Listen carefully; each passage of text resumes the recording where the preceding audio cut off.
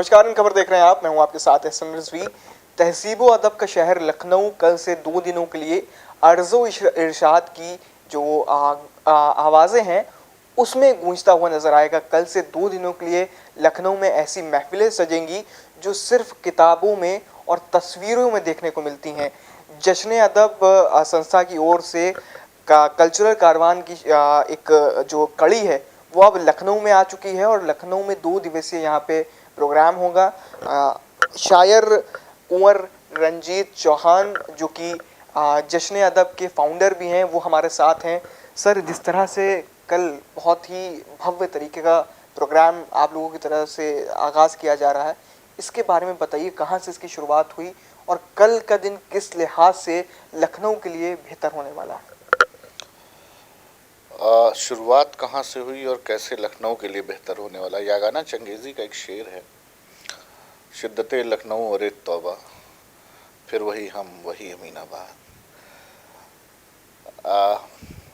हमारे शायर थे, हमारे रायबरेली, मेरा ताल्लुक़ रायबरेली से है। शायर थे मुनव्वर राना, उनका आप जानते हैं, मशहूर शायर है, अभी उनका इंतकाल हुआ हाल ही में। उनका भी एक शेर है कि जाने गज़ल तेरे मेरे प्यार की खुशबू, डरता हूँ कहीं रायबरेली ना चली जाए। यहाँ मोहब्बत में जो कशिश है, कशिश में जो एक पर्दा है, वो लखनऊ को और खूबसूरत बनाता है। शाम तो जाहिर है कि अवध की शाम के क्या कहने। कल जश्न अदब की शुरुआत तो ऐसे 2012 में हुई और सिलसिला लगातार 10 साल, आज 13वां साल है, चलता रहा। लेकिन कल्चरल कारवां की शुरुआत हुई 2022 से 21 से। एक स्टेट, फिर दूसरा स्टेट। अब जश्न अदब के बारे में इतना तारुफ लोगों को इतना पता है, पूरी दुनिया में लोगों को पता है कि 12-13 सालों से एक मुहिम चलती जा रही है।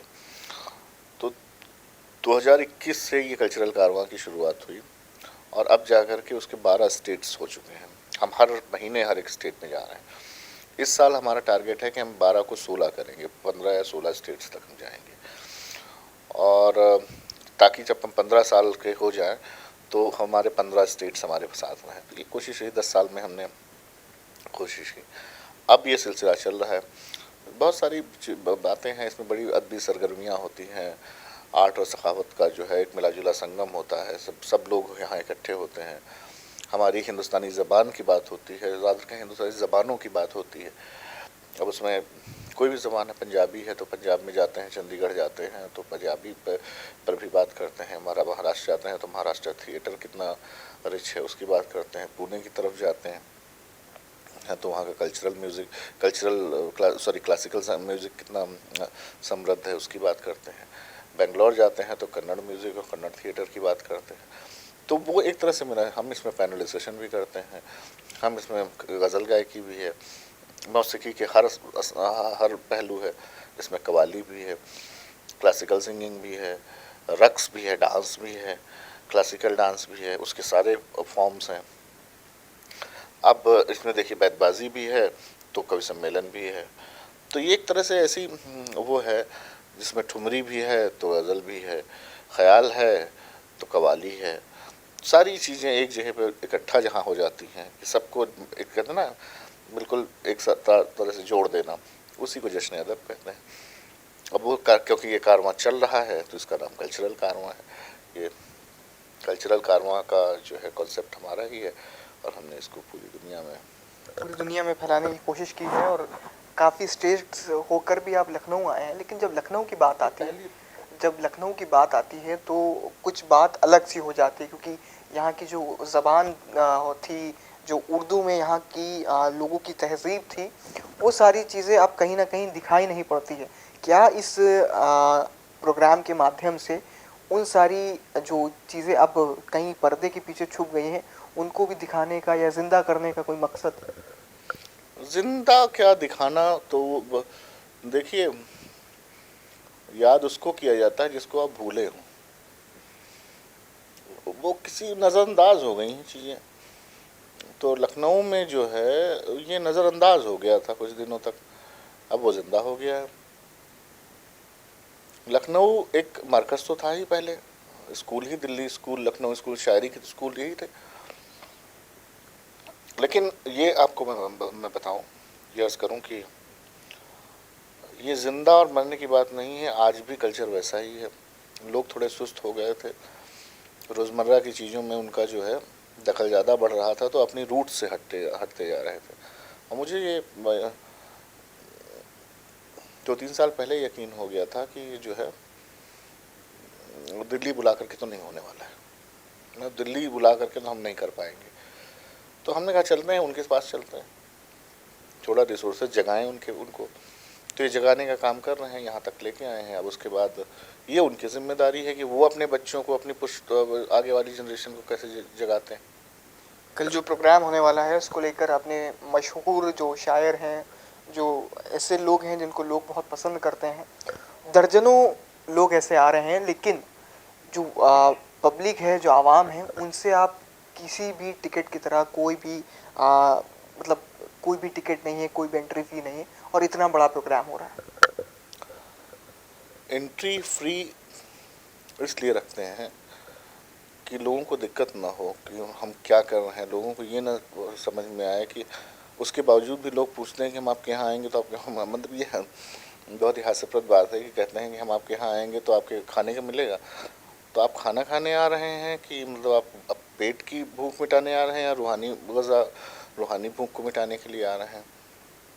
अभी तक खाना ही तो खाते थे आप।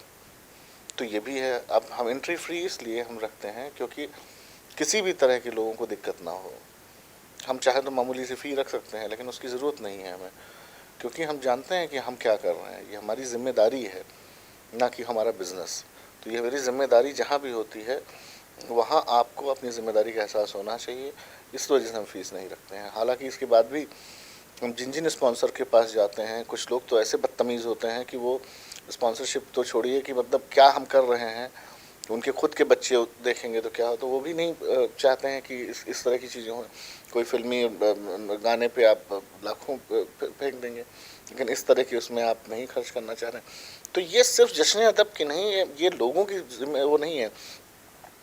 ये जो ऑर्गेनाइजेशंस हैं जो कॉर्पोरेट कम्युनिकेशन पीआर के नाम पे पैसा रखती हैं और अपने लोगों को बांटती हैं पूल बना करके, ये उनके लिए शर्म की बात है कि इस तरह के प्रोग्राम में उनको एक आपने पीआर रखा है, पीआर एक डिपार्टमेंट है आपका कॉर्पोरेट कम्युनिकेशन डिपार्टमेंट है, आपका सीएसआर डिपार्टमेंट है जो इस तरह की चीज़ों को सपोर्ट करता है।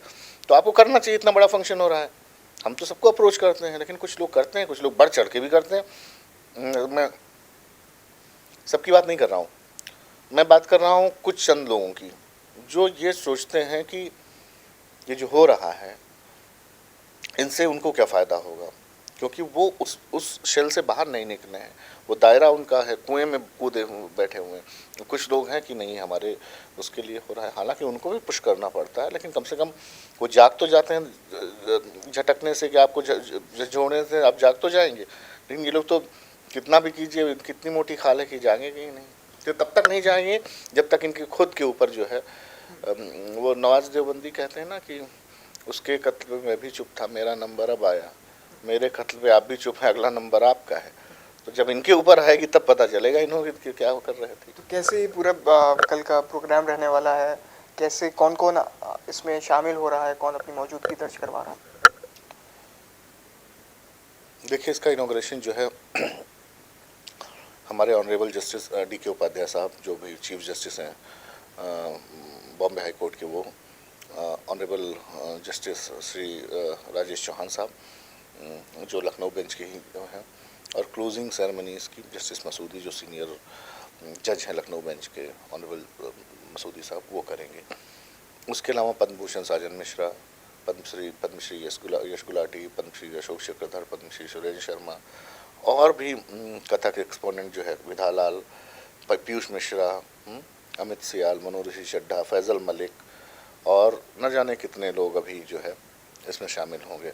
इसमें और भी फ़रहत एहसास जैसा शायर, इस कायनात में सबसे बड़ा अगर इस वक्त शायर है तो फ़रहत एहसास, वो होंगे।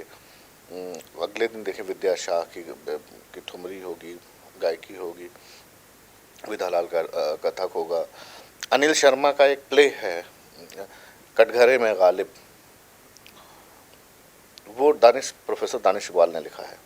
आप यकीन जानिए, इससे अगर आप कल देखेंगे तो इससे बेहतर प्ले आप नहीं पाएंगे। उसके अभी ज़्यादा शोज़ नहीं हुए हैं, लेकिन वो सबसे, मुझे आज तक जितने मैंने प्ले देखे हैं, वेडनेसडे के डायरेक्टर हैं अनिल शर्मा जी, उनके ट्रूप का प्ले है, कमाल का प्ले है कटघरे में गालिब। उसको आप देखेंगे क्या जिंदा दिली है उसमें।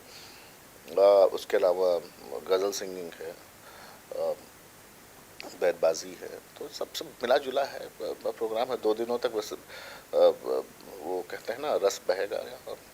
और वो भी निजी होटल में, हयात जैसी जगह पर अगर आप इस तरह के फंक्शन कर रहे हैं, मतलब इस तरह के 5 सितारा होटल में, तो लोगों को भी आने में थोड़ा सा आसानी होती है। चलिए हम जा आप भी शायरी की दुनिया से, शायराना दुनिया से ताल्लुक़ रखते हैं।